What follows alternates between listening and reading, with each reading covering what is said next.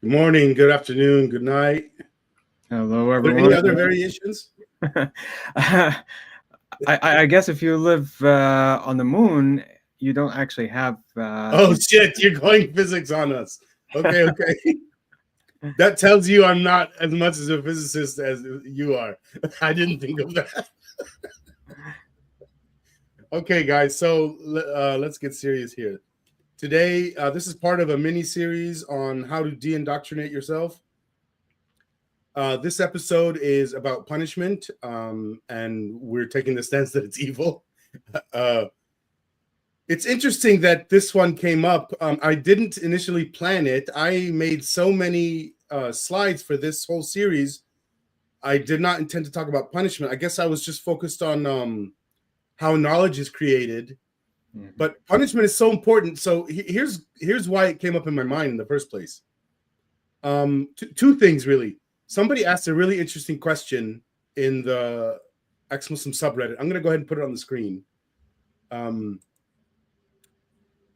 What was the biggest shift in your mindset after leaving Islam? And when I first saw that, I didn't have an answer right away. Then the next day, and this is 24 hours of thinking, unconsciously sort of, right? I was remembering all the things I had already done. And there's three big, first, the most recent, the two helping episodes that I did, helping people in this mini-series about how to de-indoctrinate. Both of them had issues that the underpinning ideas made us talk about punishment. Mm-hmm. One of them was, he talked about nihilism, and after some talking, he said, I want cosmic justice, but I don't believe in cosmic justice. That's a conflict. And that's related to punishment. It came up, he wants people that do crimes on Earth and then don't get punished on Earth. They need to be punished after Earth. And then the other one was somebody who presented with, I feel like a sinner, feelings of guilt, shame. And that's what punishment is for, is to instill shame. Shame is a type of self-punishment. And then more generally, and this is older, I started this nonprofit back in April, and the flag of the organization is to rid the world of one of the most aggressive forms of punishment, to kill someone for having a different opinion of you or for changing your mind about your religion. And then now personally, and it's going to come up in this here. So I guess personally, I guess I'll just wait. It's going to come up. So let's just start talking here. Punishment in all its forms is evil. I say forms because all the other forms, a lot of people don't even see them as punishment yet. Like the concept of shame, I'm sure there's lots of people that don't connect that with punishment. People want punishment because they want obedience. So what I mean by obedience here is, like, if I follow somebody else's ideas and I don't even agree with them, that's obedience. Now, if you tell me to do something and I like the idea and then I do it, that's not obedience, even though I did the thing. Okay. Go ahead. Well, I was also going to add, what about retribution? Revenge? Yeah, I mean, especially when it comes to what's considered crimes against the entire society, where the society goes out and tries to punish people, not simply talking about punishment as a deterrent to ensure that people are not actually committing something that violates. Yeah, so you're talking about eye for an eye. Mm-hmm. It's a really old concept. It's older than any religions, let's be clear. And I don't agree with it.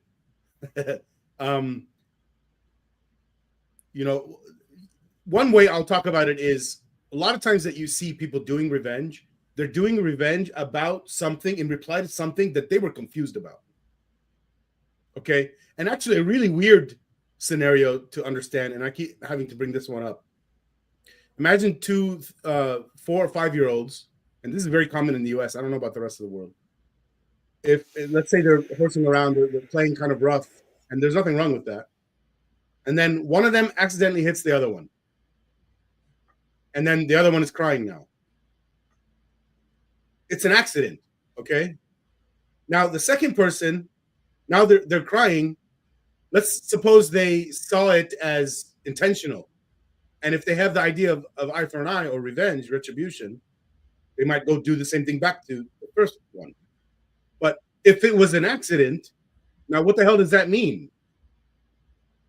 Now here's the point too. It kind of doesn't matter that it's an accident in some people's conception, because what happens a lot of times in these cases of these two little boys, the boy that accidentally hit the other one, even though it was an accident, he says, "Hit me back so we're even." He exposes his shoulder, "Hit me back so we're even." So it doesn't even fucking matter whether it was intentional or an accident in that conception. Now, I think people who have a better conception of revenge, they probably instituted the idea of, well, if it's an accident, don't do it. So go make sure it wasn't an accident. You know, there's extra steps involved. You know, with the two boys that I just said, no one was even trying to figure out whether it's an accident, or even if that's even a thing that matters in the issue, on how justice should be implemented. You know, hit me back so we're even. Well, can I include religion and specifically Islam in this point? Yeah. Because there is exactly that kind of situation in connection with ISIS. And there's a verse in the Quran that says, وَيَشْفِ صُدُورَ قَوْمٍ مُؤْمِنِينَ. This is something that's, it basically means it satisfies the need for revenge in the hearts of those who believe. So this is something like retribution is not simply a kind of getting back for making sure that there is an eye for an eye, and no, the actual act of revenge is something that is being promoted as a positive thing that needs to be sought. So it's not just Islam. In America, this happens all the time. Mm-hmm. Suppose there's it's a human impulsion. It's just something that ended up being codified in the Quranic text and then ended up being part of that. Right, and it's not just in Islam or a bunch of religions. Yeah, it's in the U.S. It's in the U.S. Court system. So the way it happens is somebody commits some murders, and then now there's a court case. And, you know, it takes a while. That there's some media about it now. And the family of the victims they want closure. And they say, I want him to pay so that they'll feel better. Mm-hmm. Yeah. And the whole society, or a portion of the society, is supporting that, including of the law. Mm-hmm. Mm-hmm. Now, so let's go ahead and bring this up then. The first thing people say when they hear my ideas that, you know, punishment is evil. Oh, and I want to be clear. I didn't make these ideas. I learned these from other people. That's going to come up in a second here, but let's talk in general for now. The first thing people say when they hear the idea of punishment is evil, they think we're saying no prisons. We're not saying no prisons. Prisons should be for defense, to protect society from further crime. And now, a lot of people don't want that. They want, and you hear this them say this, they say, I want that guy to get raped in prison. Okay. So now what that also, go ahead, you have something to say? No, I was thinking that it's this impulse to instill revenge is definitely something that brings up this idea of an eye for an eye. If you have someone who committed a crime, it's not enough to go put them in prison. You should actually go ahead and try to do exactly the same thing that they have done, which and there are prison officers in the U.S. that let that happen by, when they see a rape happening, they turn a blind eye. Mm-hmm. Now, in the better prisons, they have a conception that, look, prison is not for revenge or retribution or pain. It is for rehabilitation, for like learning. And there's a recognition of this.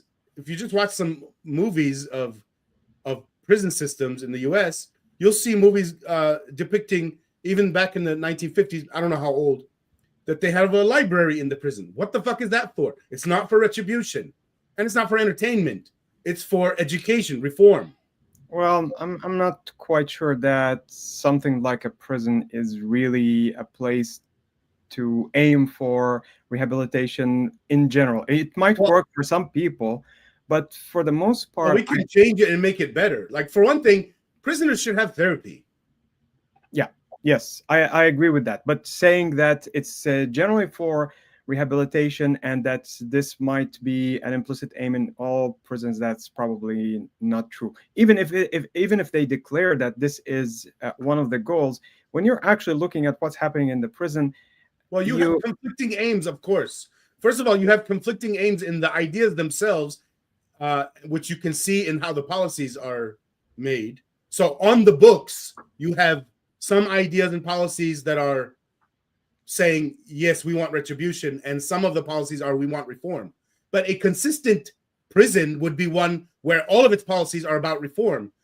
Now, here's the point. Even if you had that, you have individuals in your system that don't agree with that, and they're acting on their own. Yeah. Let me say here, people who believe in punishment have an underlying set of ideas propping up their belief that punishment is good or a necessary component of justice. They defend punishment by saying that people can't learn without pain. So they think in the prison system, there needs to be pain so that they reform. Okay? But I say here, but their conception of how learning works is all wrong. So I guess I'm glad that we did 3 episodes of explaining how learning works. I noticed in none of it did we say there's pain. And here's the point. Learning works by explanations, not pain. And if there is pain, that makes it harder. So if we learn while there's pain, it's despite the pain, not because of it. There's probably an implicit Christian conception of redemption that happens through pain in this case. So I wouldn't necessarily say that this is a universal interpretation of what the pain is actually doing or what the punishment. I do think that many people who come from a Christian tradition might actually view it in that way. I'm guessing it's much older than Christianity. I mean, it's in Judaism, the concept of, eye for an eye, and yeah, but the idea of pain. We're not talking about punishment as such. I mean, you can talk about punishment as just putting someone away. Is that pain? Yeah, in a kind of a generalized way. It's not the same thing as the suffering that you might have. Well, one is intentional pain, and the other one is incidental pain that we couldn't avoid, because that's what happens when you put someone in jail and they're not in society anymore. Yeah. If they don't like that, then that is pain. Yeah. But that wasn't the intention. It's only to protect us. And I think in general, that's actually the whole goal of what got interpreted after that as a punishment for its own sake. Because eventually, if someone committed some kind of an infraction against society, against individuals in the society, you would like to put them away in order to prevent further damage, and also in a way to create some kind of a deterrence to tell other people, well, you probably need to think twice before you think about committing something of that sort. So deterrence and also keeping order is probably, in my conception, what the original evolution of punishment in the first place.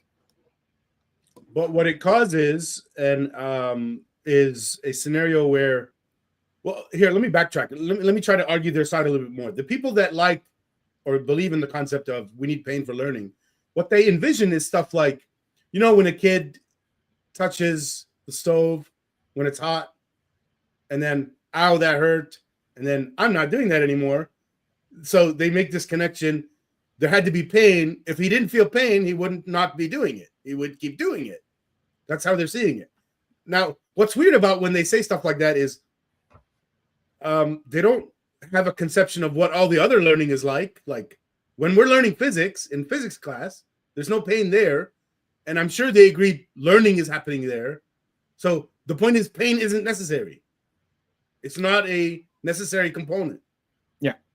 Although when it comes to learning, up until relatively recently, in most people, in most regions of the world, you have corporal punishment as part of the educational system for kids mainly, thinking that unless you actually inflict pain in order to make sure that discipline is adhered to, but you can also see it being inflicted on people who have issues with learning. I have personally seen that.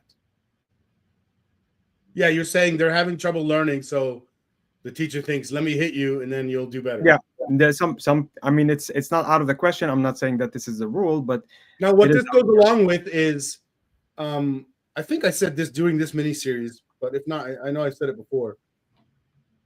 I know we talked about it during the June 14th event we had to mark the birth of this organization.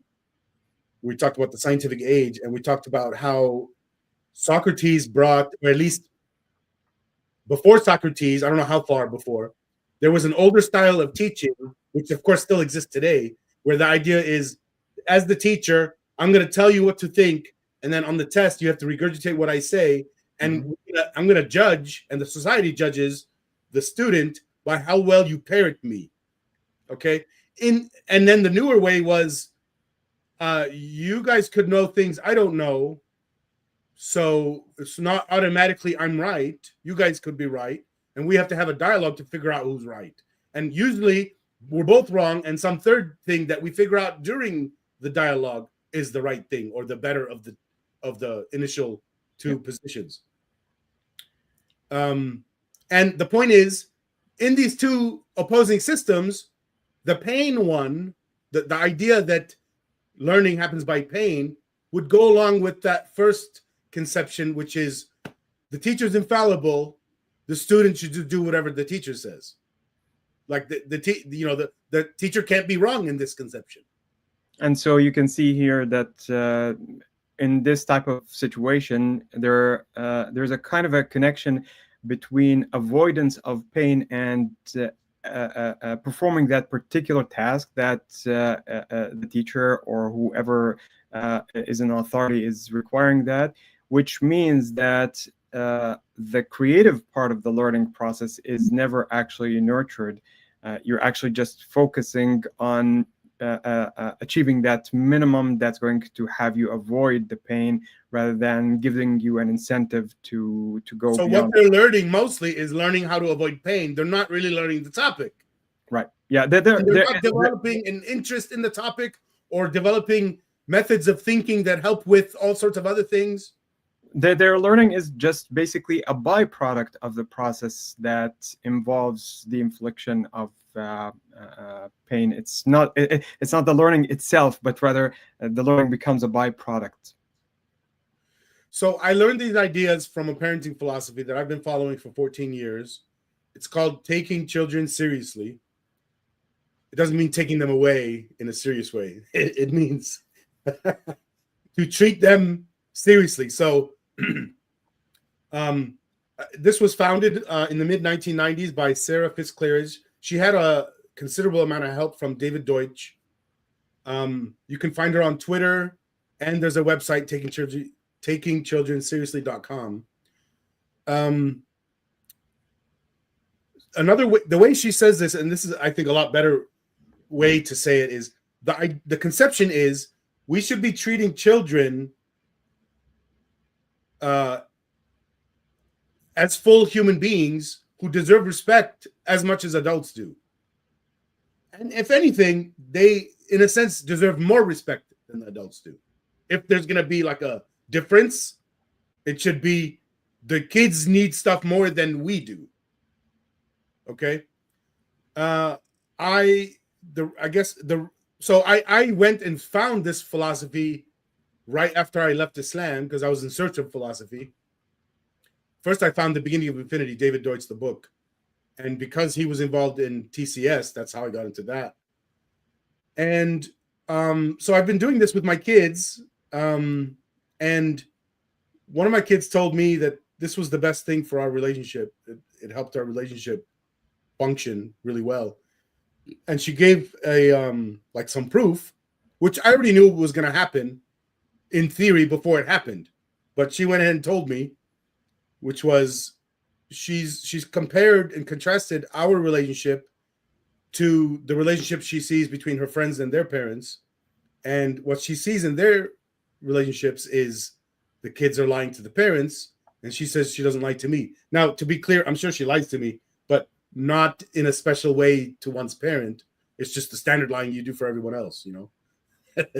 So within that that particular system of philosophy, how is conflict usually dealt with? If So there's a method, which I guess I should have put here and I didn't, called common preference finding. Okay, you're finding common preferences. A common preference is a resolution of a conflict.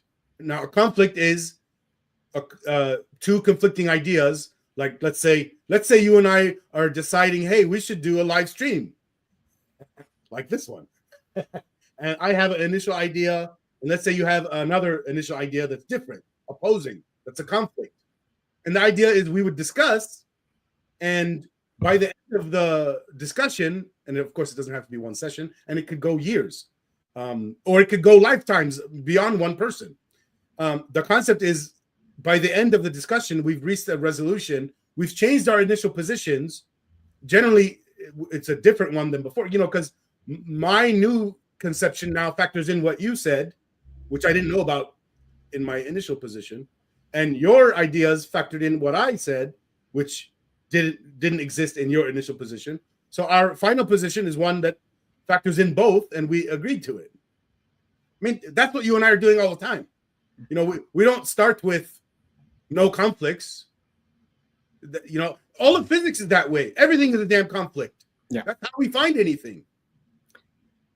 So when it comes then to the idea of punishment in particular, how would you approach that within that philosophy, and how does that actually generalize to society as a whole, and then how does it go into the more abstract aspects that would involve the punishments that people could get in hell, or those ideas that people would be struggling with as they're thinking about leaving religion? You asked me 5 big questions. Let's see if I remember them all.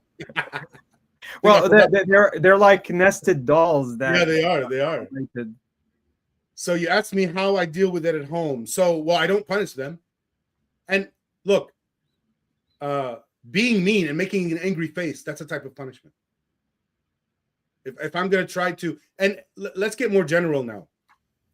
There's the concept of coercion, which is a legal concept in the US. And it's related to force. You know, if you threaten force on someone, and you say, you know, if somebody points a gun at your head and says, do X or I'm going to shoot your brain. Now, he hasn't actually delivered any force yet. But the way we describe it is that is force. And the better term is coercion. You're coercing someone to act in ways against their will. Okay? Mm-hmm. That is the evil. Punishment is a type of that. And back to the common preference finding, the concept is you're trying to avoid coercion.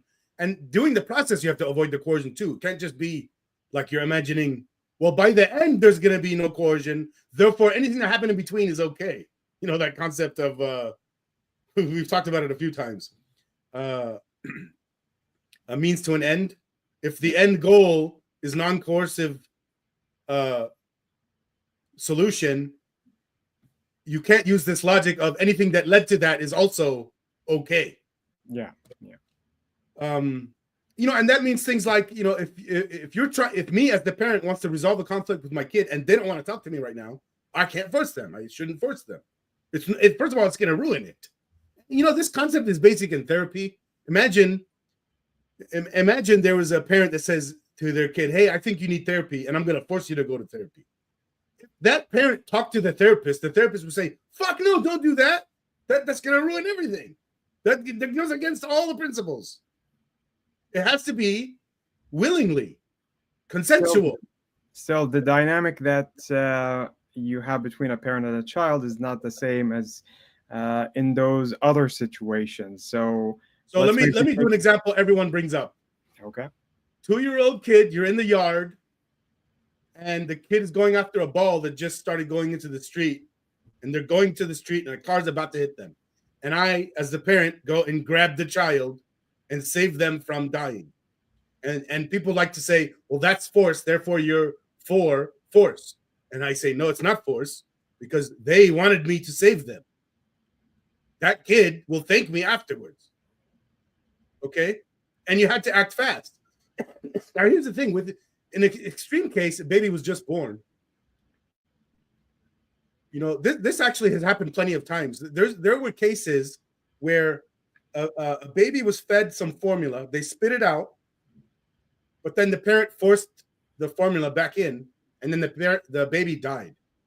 There was something poisonous in the formula. The parent didn't know. The kid did know, not like in a conscious, explicit way, but they didn't like it. Mm-hmm. And if the parent had respected that preference, that kid would still be alive. True, though, given the fact that there was no communication of any sort, it's going to be... There is communication. The kid went... yeah, that's true. You have to read your kid's signals. And this happens with adults too. Like between you and me, it's not just the communication in the words. We're also paying attention to people's moods and faces and all that. There's tons of extra communication happening. And when it's a baby born yesterday, that's the only part that you have access to. So is your proposal then to avoid punishment altogether, or to do what might be done as punishment, but to reinterpret this as something else? Well, that's too vague. My answer would be no, but if you give me a concrete example, I could flesh it out. Well, like the situation that you just described with saving the child, which might appear as a kind of a violent act, someone would say, well, I'm hitting my child because I'm actually doing that for their own benefits, or because of the pain. Yeah, or if we want to go in a little bit more extreme direction, when an infant is circumcised without them giving any kind of consent, without any kind of any communication on the side of the parent with the child to do that, there's inevitably pain, especially if you're doing this in a ritualistic way. But the parent would say, especially if it's a religious thing, that this is being done for the benefit of the child. This is something to... It's coercion. That's it. The kid didn't want it. Well, still, it's a kind of a pain that's being inflicted in order to give them some kind of a benefit in the long run that they did not see in the immediate time when the pain was being inflicted. Well, it's interesting you bring up that one. I mean, both of us are against that anyway. Yeah, I'm definitely against it. I'm definitely against it. Well, the formula case is easier because we're both for the idea of, well, I mean, I think between mother's milk and formula, definitely go with the milk. Formula and industrial made bullshit, fuck that.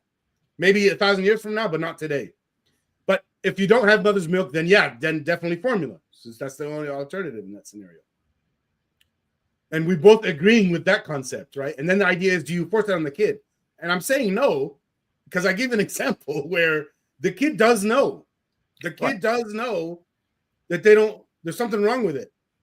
And I'm sure that the parent would likely instinctively also have an inkling that something is happening that's wrong, because when something like that happens in nature, a parent of another species is not going to start forcing their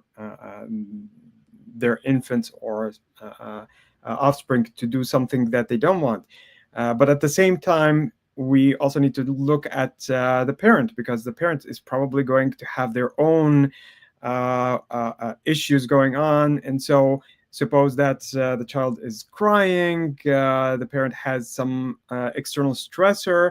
Why is the child not responding to me? I'm going to be force feeding the child in order to get on with it so that I can deal with other problems. So the communication is not as clear cut as it might be. I want to do two more examples because they always come up. Okay, and let me say them real quick so we can remember, and then I'll talk about each of them. One example is giving a child a vaccine, and the other one is you have two kids and one's beating up the other one. Okay, in the first case, what you see if you watch videos in this, you have some people that have no care at all for the child, and they just go in quick and do it, even though the child is scared, and then they're done.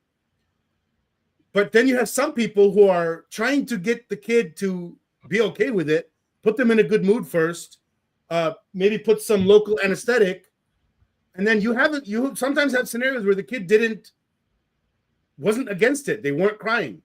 And by the way, it's a separate issue of, I probably should have prefaced this, I'm not saying automatically all vaccines are good. There's a separate issue of maybe there's some vaccines that are bad. But I'm talking about the basic concept of giving medicine to kids. Sometimes they don't like it, but you have to make it easier so that it's okay.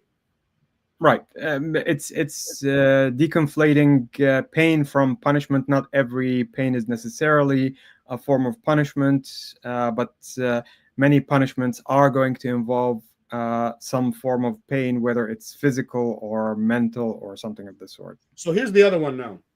One of your kids is beating up the other kid. Now, first I'm going to explain what not to do and what happens, and then what to do.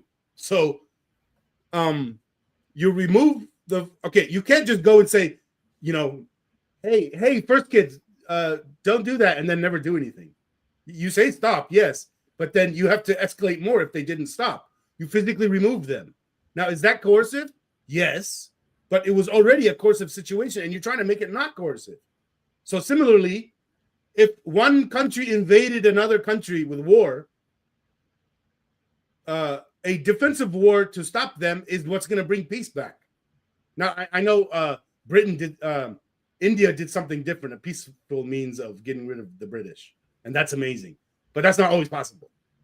Like that, probably the British in that scenario were like the nicest dictators there ever was, which is why they were able to do it in a peaceful way. If they were worse, that would have been a violent method of revolution. And now the bad way, imagine your two kids are fighting, and then you remove the one kid, and then you say, hey, this person needs pain now, so he learns a lesson. Now let me hit you to teach you don't hit people. That's fucking retarded. And that's what's happening. Yeah, that's that parent probably needs re-education themselves. They have to get into the actual mindset of parenting, because they're acting like a child. And they're not, no, it's worse. I don't think really children's work like that. I think in a lot of ways children are better than adults, because the adults were indoctrinated and the children weren't yet. So let's see. I want to talk about shame real quick. You're asking me how this manifests in how I treat my kids. So one thing I recognized really early on is I don't want to instill shame in my kids. So an example type thing. Now I have two daughters, and we haven't had the mother in our lives for a long time. So imagine a father and two daughters and no mother. So I felt like I have to be the mother also. So when my kids, got to the age of puberty, and now they have all sorts of problems that I don't know shit about, but also, when, I have to make it where it's easy for them to talk to me about it. And by the way, I didn't really know how to do that, besides to try to talk about it without having visceral reactions of whatever. Yeah. There was one time where my daughter was trying to talk to me about something related to her vagina, and I got a visceral reaction, and it was something like that. And then I was there frozen for a second, and then she goes, "Do you want me to stop talking about this?" And I said, related to that, it's the same theme here we're talking about. I guess I got to tell a little bit of a story to really drive the point of this shame thing. for the longest time after the divorce with their mother, my parents are talking to me, you got to get married again. And part of why they're saying it is also one thing for me, but another part of it is they're seeing it as a replacement mother to the kids. And I hated that whole idea. But anyway, years of that kind of talking. And one day I go to my daughter and I say, so like, do you think I should get married? And she said, why? And I said, and then I was trying to like remember what the fuck my parents said. I was like, so you can have a mother. And then she goes, what for? I'm like, I said, to talk to you about your vagina problems. And she said, but we talk to you about that. Generally, that doesn't happen. Generally, and I mean in our current culture in America and everywhere, the kids, especially girls, let's say, are instilled with some shame about their sexual parts. And boys have it too, but I think girls even more. I think even more so girls with their father versus their mother. Although, I mean, that could go either way. Some mothers are very shame instilling related to that stuff too. Like if anyone mentions anything that's sexual, oh my God, don't talk about that, or with the angry face, I never did that. Or if I did, I was really trying not to. That's my point. I'm not perfect.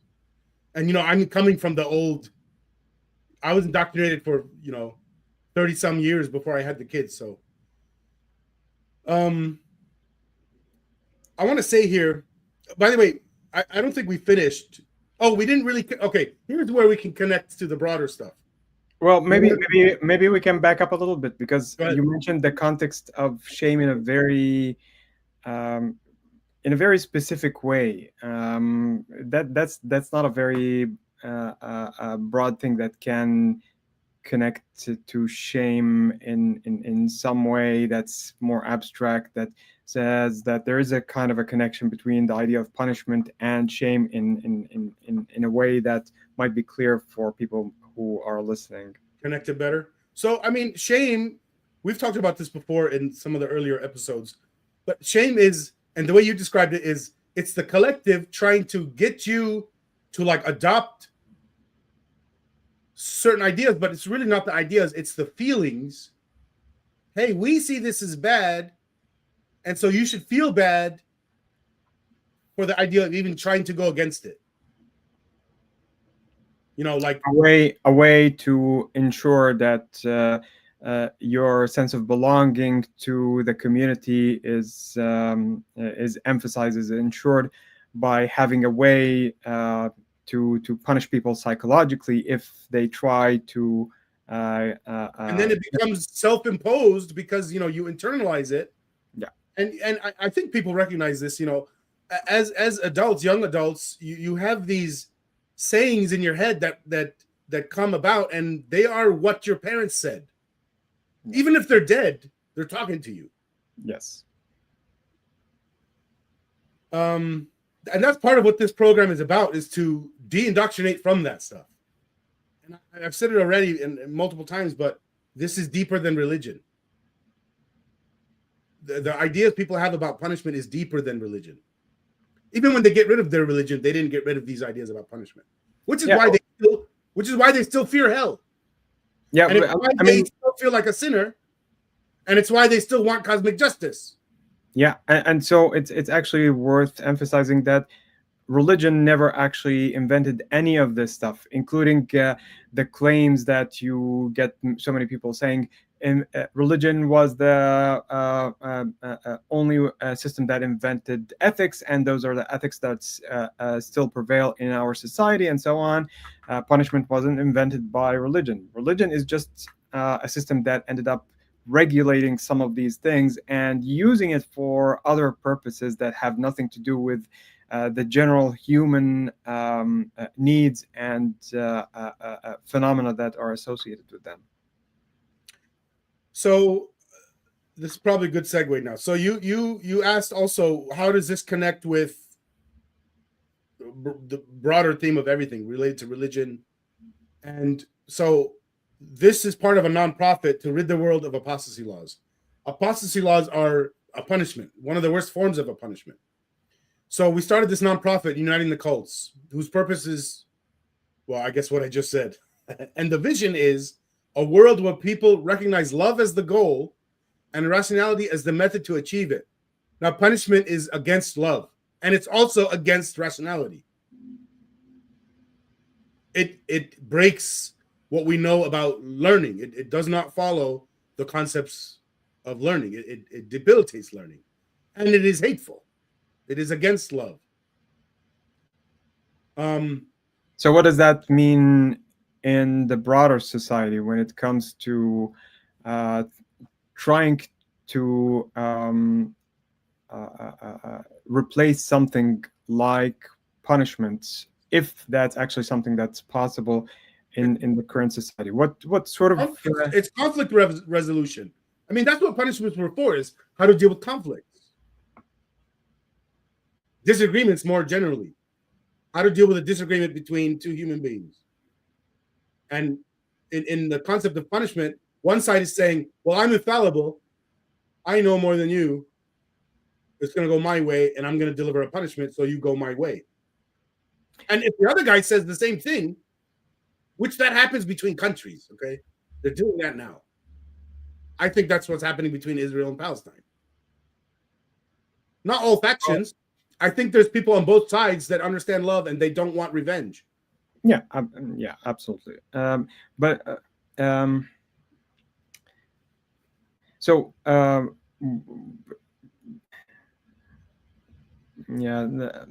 probably I forgot the actual point that I was going to make about the punishment point. I'll get back to it once I remember it. Okay. And so I started a podcast for this nonprofit to help with the goal of ridding the world of apostasy laws, and it's mainly about education, to educate the world and also to be educated with experts. And a big part of the podcast is to do with what I see as the main obstacle to reaching the goal of this nonprofit, and I see that as something to do with, or many things to do with, truth seeking and propaganda. Or in the words we said during our June 14th birth of this nonprofit, we're in the scientific age, but we do not think scientifically. Mm-hmm. Truth seeking and propaganda. Propaganda is not scientific thinking. It debilitates any kind of scientific thinking. And then we do a live stream. That's what this is, called Deconstructing Islam, with you, Dr. Usama El-Binni, theoretical physicist, and you run, or you help run the Arab Atheist magazine and the Arab Atheist Broadcasting Project. Yes. And what we're doing with this live stream, more generally than just this mini series, is helping people that are struggling with Islam and also helping the outside world better understand us. Okay, let me go back then to the point of apostasy that I was going to make. When it comes to having two sides that are willing to talk about a conflict, that there is some kind of a willingness to actually do that, that's definitely going to lead maybe to reduce the intensity of the conflict, maybe eventually resolve it. The problem here is that when you're looking at this from the perspective of the society as a whole that condemns apostasy as a crime and tries to punish it, they don't view this as a kind of fight between equals or a conflict between equals, so that they don't actually... It's God against us. Yeah, so coming to a common ground for understanding, to actually say, okay, let's debate this, let's try to resolve this in a way that's going to be good for the benefit of everybody. That's something that's really hard to come to. And the closest thing that comes to mind is when you see, for example, Muslims, some of them would say to you, be an atheist if you want, leave religion if you want, just keep it to yourself. It's not your right to say that in public, to say it out loud. You're hurting other people. You're affecting the stability of the society by criticizing religion or by saying things that would disturb the tranquility of others. That's probably the most I have seen that they were giving the other side. So it's a really big gap that exists between the two that prevents them from reaching even a place where it's possible to talk. I'm sure that there are many Muslims, many believers in general that are willing to take a step, and I have seen some people do that, take a step forward and try to understand the other side, speak in a very civil, polite. People's perceptions of punishment, even if they don't reach the level of punishment is evil, they do reduce the severity of the punishments. So like in the US, punishment is still allowed, and actually even hitting your child is allowed in most states. But what is allowed in severity of those beatings has been going down over time. Yeah. Even if they didn't reach the level of all punishment is wrong. Yeah. And I would also find parallels in what's happening in Muslim majority societies, where you can see that there are certain things that are being phased out for various reasons, like certain severe punishments, amputations, for example. This is not something that gets implemented except in very specific societies where you see that there is an adherence to an ideology that's a little bit extreme, but you still see that. So you just reminded me somehow of the other way that people argue for punishment, which is to teach everyone else a lesson. Yeah, a deterrence, which is the same as the concept of revenge. The way they say it, if you ask people that believe in revenge, if you ask them like why, what they say is stuff like, and I've had regular people explain this, not philosophical people that know anything about the philosophy of any of this on either side. They want to do the punishment so everyone else knows, don't fuck with me. Mm-hmm. Yeah. And that's actually, once again, it goes back to the basis of why these punishments originated in human societies in the first place.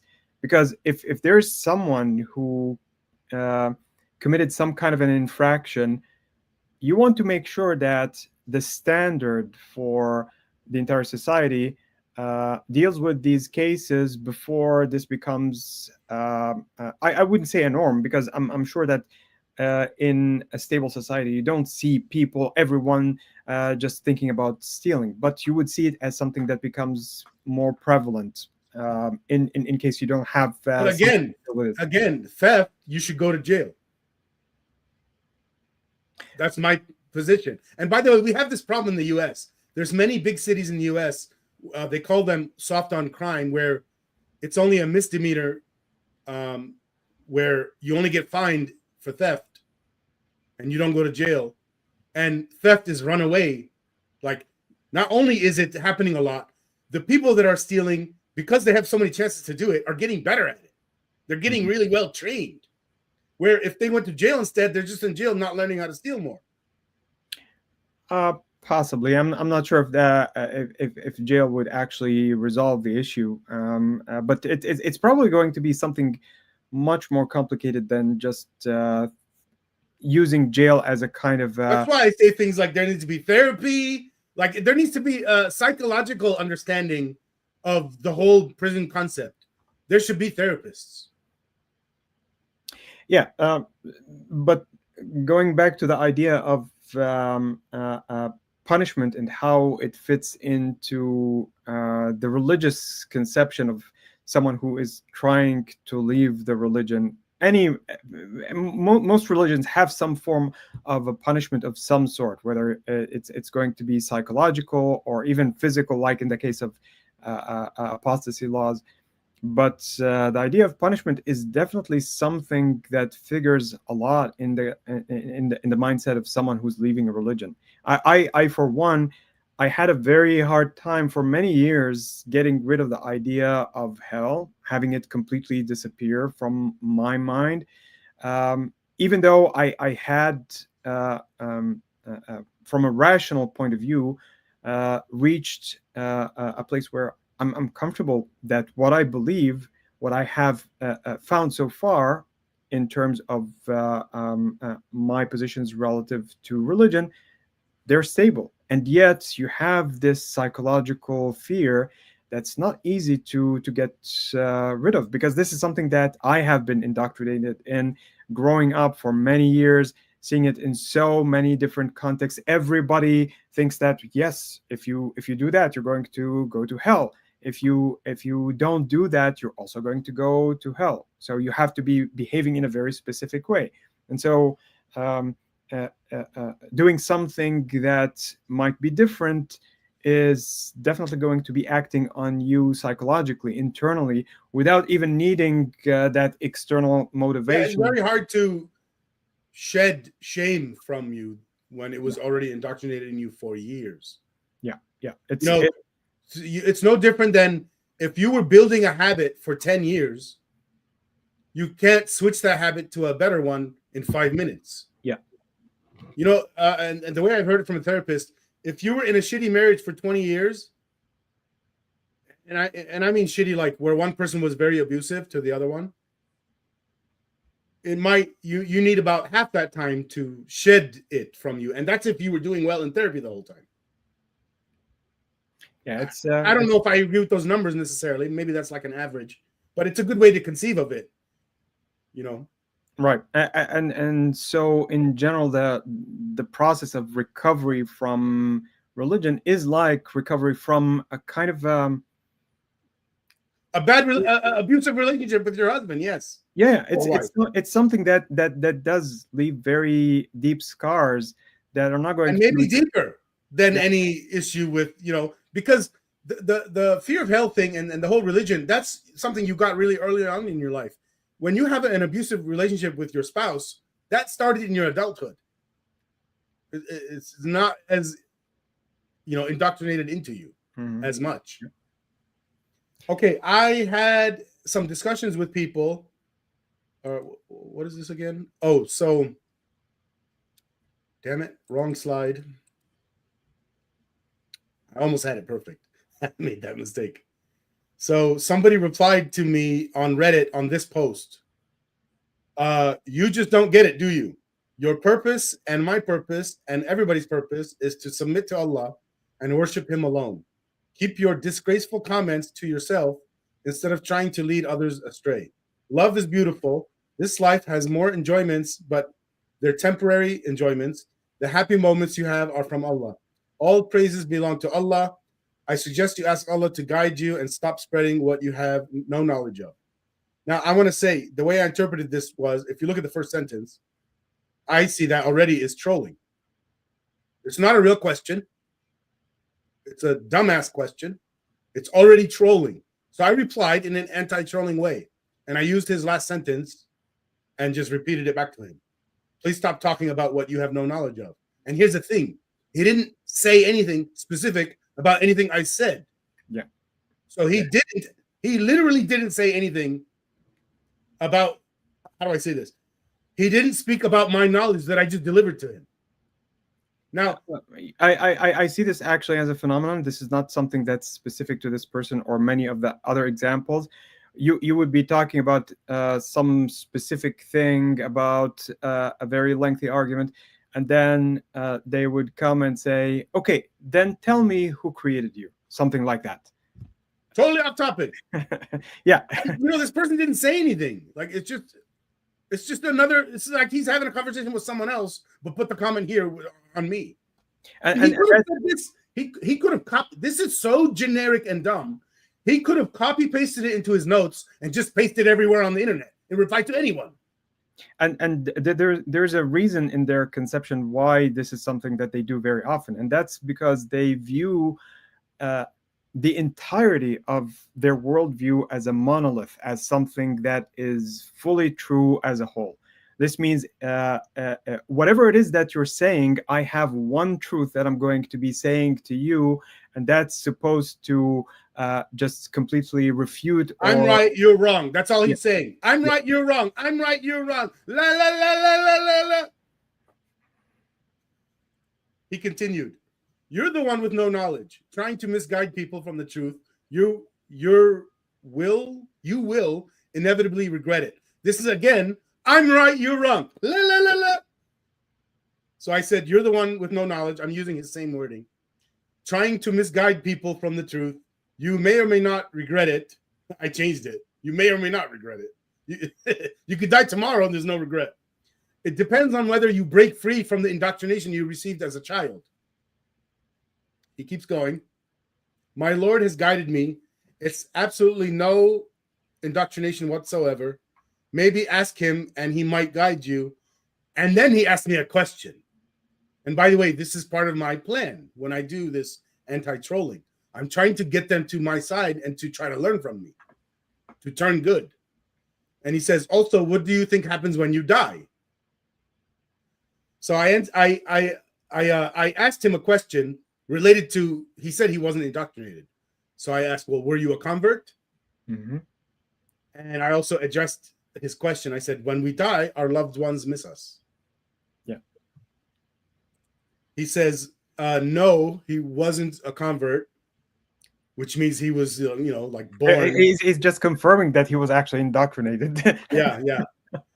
Now the other guy, the converts are indoctrinated too, but it's a different level of indoctrination. Yeah, it's a completely different thing, because when there's a convert and they come to you as someone who took up any kind of ideology, regardless of what it is, as an adult, then they can reason about it. They can tell you about a process, but when you're born into it, you are indoctrinated. There is no way around that. If it's a convert, you can argue whether he was indoctrinated.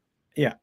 And then I answered, what is it? And then he asked a further question about the dying part. He said, "So you think you die and that's it?" So I replied, "Did your parents give you descriptions about hell?" Some people didn't. I didn't get much of that. But I'm guessing he did, which is why he's acting this way. And so I answered his question about the death. I said, "After death, our bodies are decomposed by fungi." By the way, I think there's maybe more than just fungi. Bacteria do some of it, right? Bacteria, whatever it is that's in the ground also. What's that mean? Whatever is in the ground. So if you end up having some other insects or other critters in the ground, they're going to start... yeah, they eat the flesh first. Yes. Yeah. And now the bones are left, and that's why we have bone evidence. Yeah. Nothing eats the bone, and that's why we have bones from a long time ago. Dinosaur bones, for example. Oh, I can say something about a myth that they have about the bones in some Muslim conception. So is that what we're saying now? Go ahead. So they, I'm trying to remember what it is that they believe. So the tailbone at the very bottom of the spinal column. This is something that's not easy to decompose, and they have there's a verse in the Quran that says something about it, and so they think that there is. I'm not saying every single Muslim believes that, but I've seen people say that there's something that stays in there, and that's basically how they view the idea of resurrection of the bodies at the end is going to happen. This is going to be the seed from which you're going to be resurrected. So it keeps going. He said, "My parents didn't teach me much about hell. As I said, my Lord has guided me. Alhamdulillah." So, and then he continues with the other topic. "So you think that's it? Nothing happens? You become nothing?" And I replied, and I thought to quote him this time in case he might delete it or whatever. And I replied, "So when did you start having a fear of Allah and hell? Before or after your parents told you about the descriptions of hell?" And then to the other thing, "Yes, nothing happens." And he didn't reply. It was exposed, right? I mean, it's very, very typical. Okay, I have one more thing. I want to I started a discussion all related to this. Let me put it on the screen. Oh shit. Hold on. Okay. Dear Muslims, why do you fear hell? And it's a serious question. I recommend you try to answer it. And for ex-Muslims who fear hell, you can answer too. The purpose is to help you de-indoctrinate yourself. Reply below and I'll try to help you further. And I wasn't intending this, but there was good enough discussion where we could put it on a video. Ex-Muslim here. I fear hell because of religious trauma and the harsh descriptions of it. Throughout my life, only thing I've heard is haram, you'll go to Jahannam. I don't believe in hell anymore, but I'm scared that if God was an unjust, unkind, unloving being, he would put me in this harsh hell. The hell described to me is the one described in the Quran. It's a place of suffering. It's dark. It's painful. It's inhumane. I'm scared of hell, but I don't believe in it. So I'll probably be okay. And if God is just and kind and loving, he would know my intentions and put me in heaven. Though I also hate the Islamic heaven, but okay. So I said, I'm guessing you recognize that lots of people never heard of those descriptions, even Muslims, and so they don't have the fear that you have. Is my guess correct? And I said, so you don't believe in hell, but you believe in God. So I think that means that you recognize that the Islamic account about God is nonsense. Is my guess correct?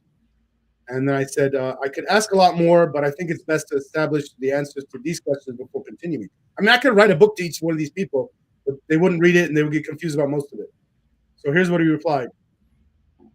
It depends on Muslim to Muslim. I'm not sure. So he didn't answer me. He didn't say, what, yes, for what it's worth, I think Muslims who grow up as Arabs, who are able to read the Quran directly, who have it in their curriculum at school, pretty much what I had, I think it's so hard to not have the fear of hell after going through that. At what age, though? I remember, for example, until this day, the first time that Surah Al-Masad, do you know Surah Al-Masad, the one that describes what's going to happen to Abu Lahab, who's Muhammad's uncle? He's going to be shackled, and his wife is going to be going to hell, and so on. I remember this very clearly being described to me by our second or third grade teacher. But you weren't reading the book.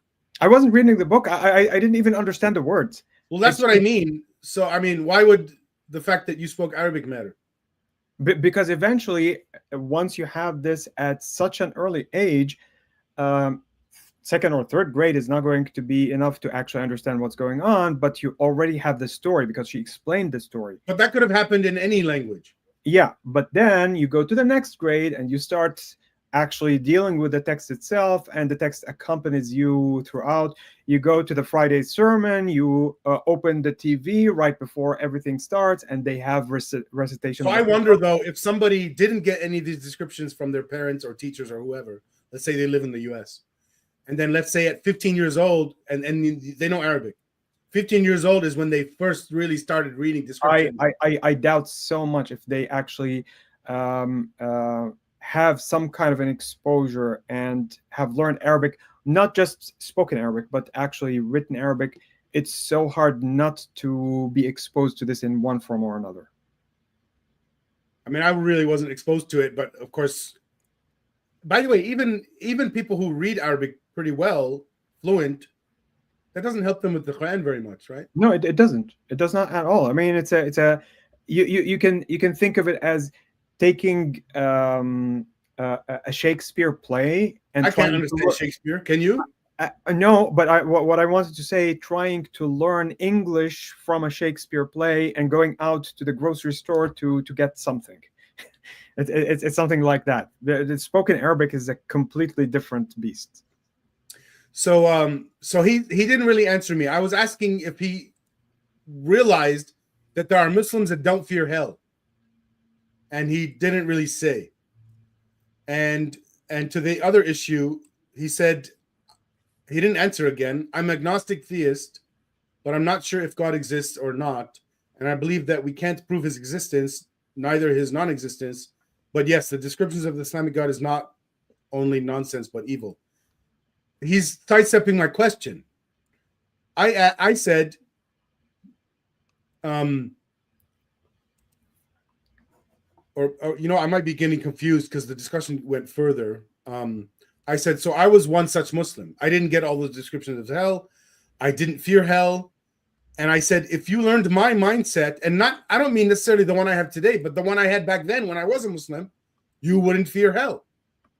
If you could magically replace your mindset with mine, even the one I had while I was a Muslim, then you wouldn't fear hell. Now, of course, you can't magically replace one, but you can learn mine. You can learn my logic. And the fact that a mindset is something that can evolve. I mean, I and so many people who have left Islam, I know that the trajectory that starts with you believing in these things is something that definitely can change depending on what you think, what you get exposed to. I mean, you change your mind about God, you can change your mind about all these other things. Yeah. So I said, suppose there's a God, what makes you think he would do evil shit like Islam describes? And related to that, do you think punishment is good or righteous? You could tell this is Socratic method, right? He says, true, but I didn't fear hell. He says, I don't fear going to hell. I fear hell itself. And when I heard that made no sense to me. So I asked him, but he didn't. It didn't go anywhere. He says, I don't know. He says, I don't know. Something in me believes in God. Another part of me doesn't. But I'm not asking about God here. I'm saying, suppose there is a God. Now let's talk about what would happen if there is one. And he just replies, well, I don't know if there's a God or not. There's a reason why the reason why an answer like that might come to mind is because the only conception that you have comes with a lot of baggage. You cannot say God, period, and that's it. The God that you're talking about has to be some kind of a God that comes from a religious context. Because if you're looking at the idea of God and you go to science, it never actually comes up. It has to have a human context, and that human context is religion. Well, I mean, first of all the God theories, all the religions were made up. And they were made up by one idea at a time being injected into it. Well, and a lot of the ideas that are in there were there before the God concept got in there. But if you're going to talk about and theorize about God, you would do it idea by idea. You wouldn't say, okay, let's consider Islam and Christianity and all the other existing ones and none others, not allowed. No, you would consider all infinitely possible theories about God. Of course, we're not so good that we can think of everything infinitely, but we can start thinking about it. And these kind of people are doing none of that. They're doing whole packages. It's either Islam or Christianity, rather than, well, let's suppose what a God might be like, because they invented it too. They did the same process. So let's do the process of building a theory about God. I have issues about the idea of God to begin with, but that's yeah. So do I. But if they dealt with everything else first, then there wouldn't be a problem anymore. People who believe in God, and I mean just like people who call themselves pantheists. Those are the people that say God is in every one of us. Yeah. Those people don't have a fear of hell. It's a completely different conception of God than any religions have.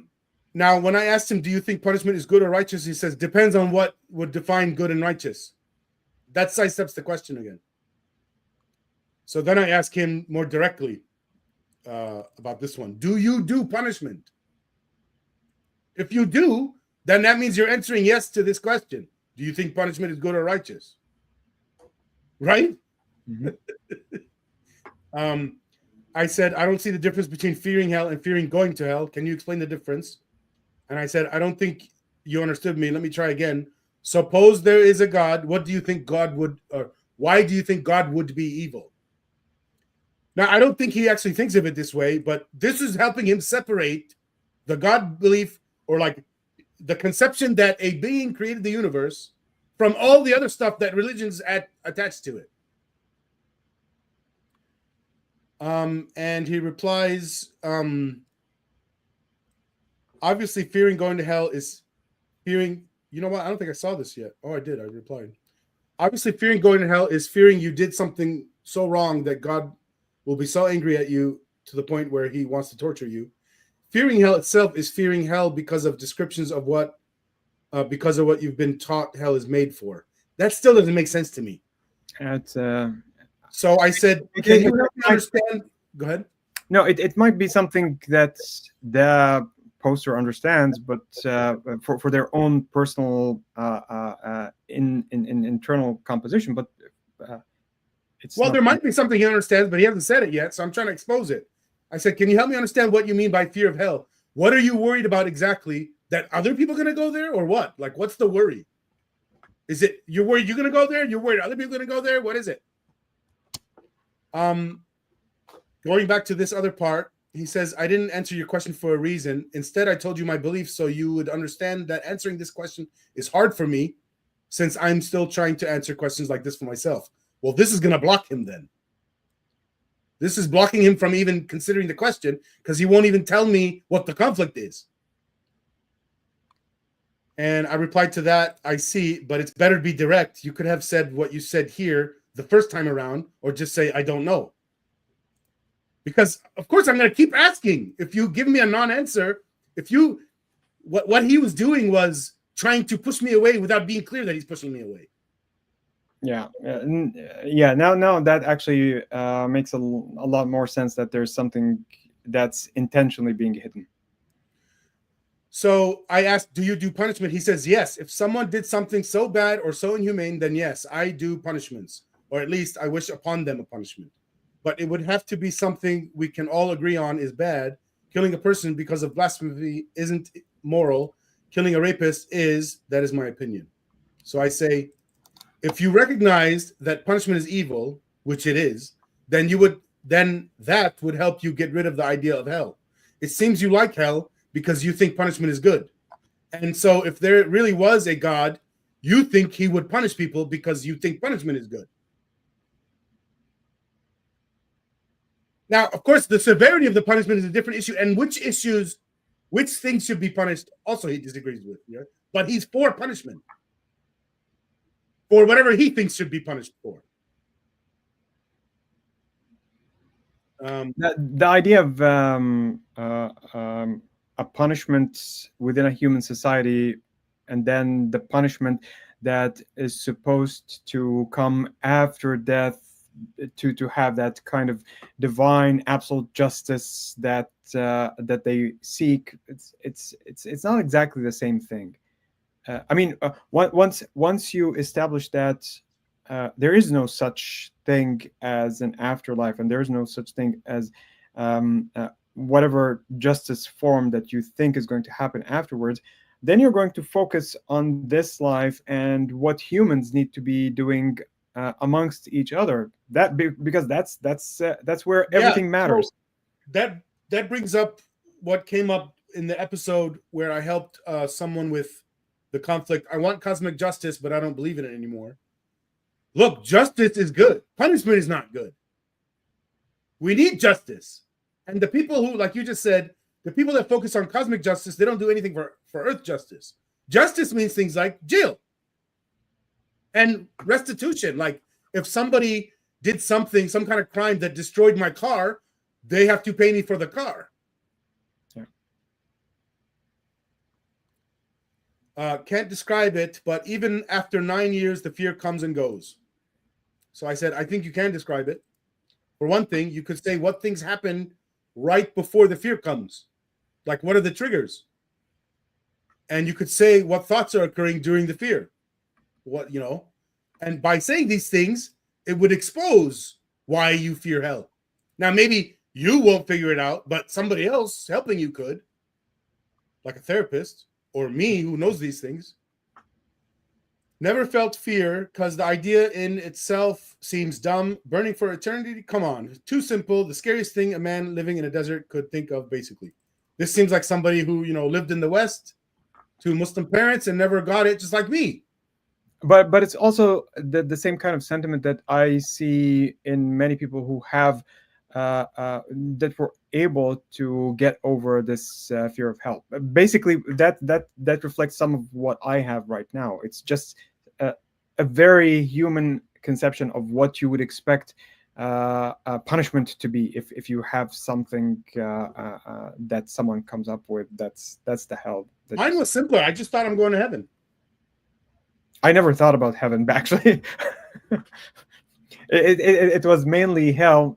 Heaven seemed like a really uninteresting. Well, let me say it another way. I never thought I'm going to go to hell. Okay.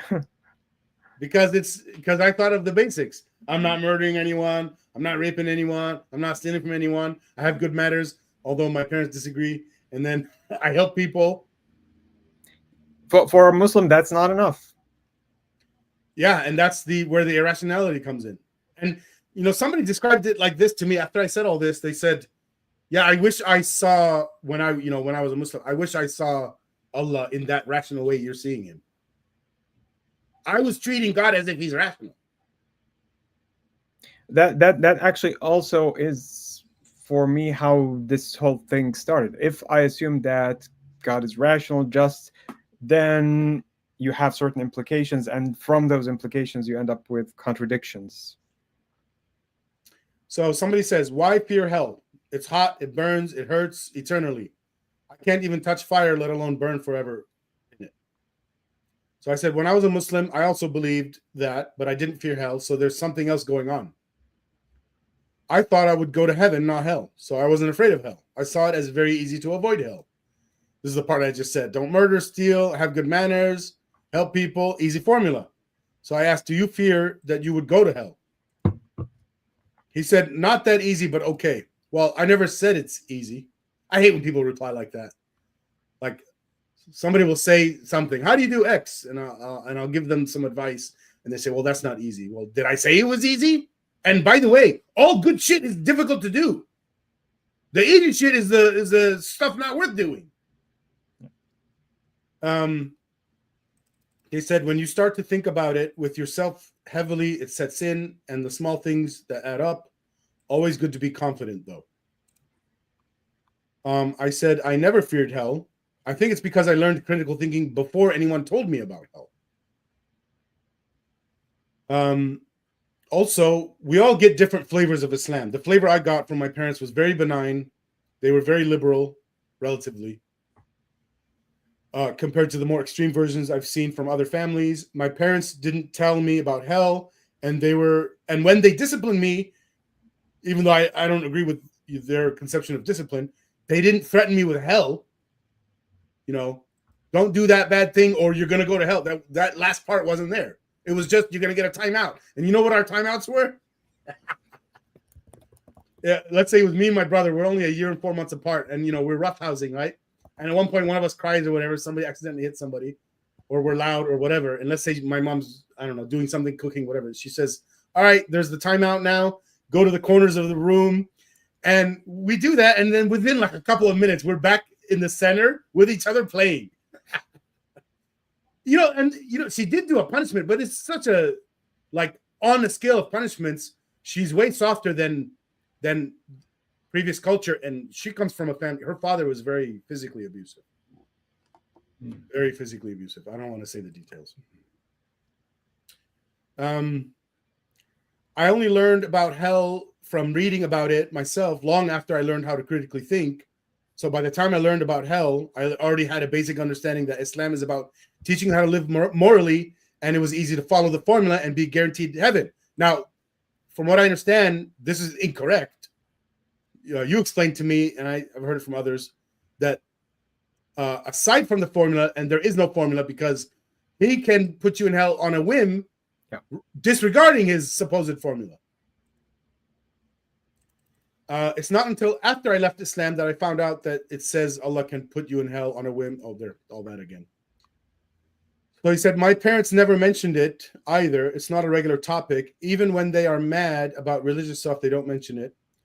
He says, I was just taught it exists and that disbelievers go there. And then he said, Allah doesn't just put you in hell on a whim. Who said that? So he wasn't aware of that part. So I wonder if he gets more scared now. Just go to the Quran and search for verses that have the word yasha.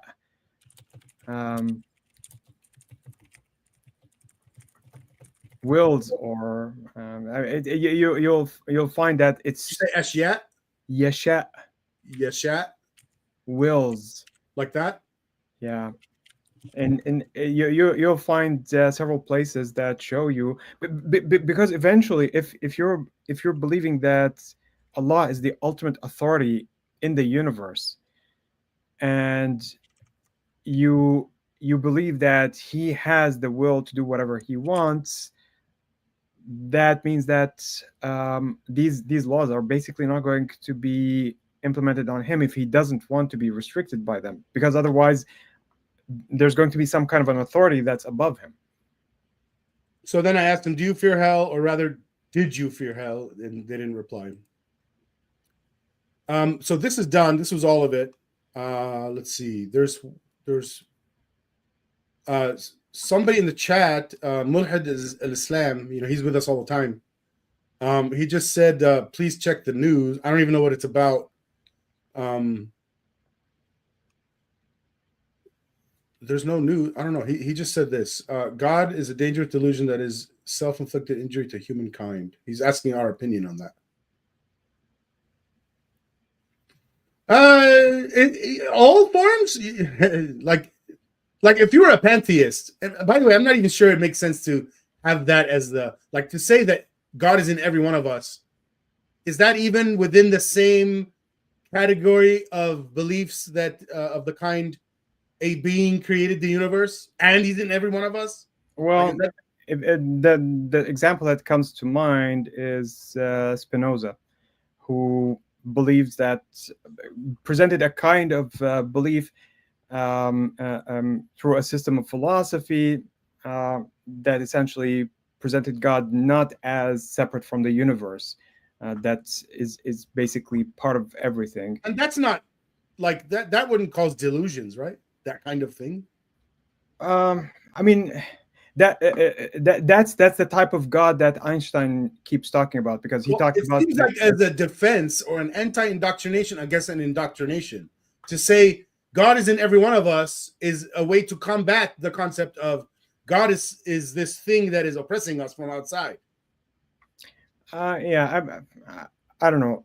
For me personally, the whole idea of God doesn't seem to serve any real purpose other than a crutch that we used long ago and we no longer use it or need it, and it persists in cultural constructs like religion, like history books, but in reality, beyond that, anything that you're getting out of the idea of God, you can just get out of anything else. That if you design your life properly, you can find that there are analogs to whatever it is that you're getting out of the idea of God from other places.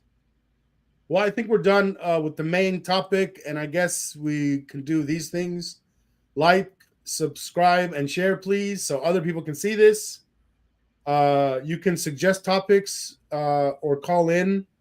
I'll have 2 links in the description showing you how you can do that. We have a Discord. You can go in there, make friends, ask me questions. If you want help de-indoctrinating, you could do it there too. Next week on Deconstructing Islam, we're going to be talking about journaling and therapy, teaching you how to do journaling and teaching you how to be a good therapy patient. And I don't think I had any housekeeping. There weren't any like nasty comments or any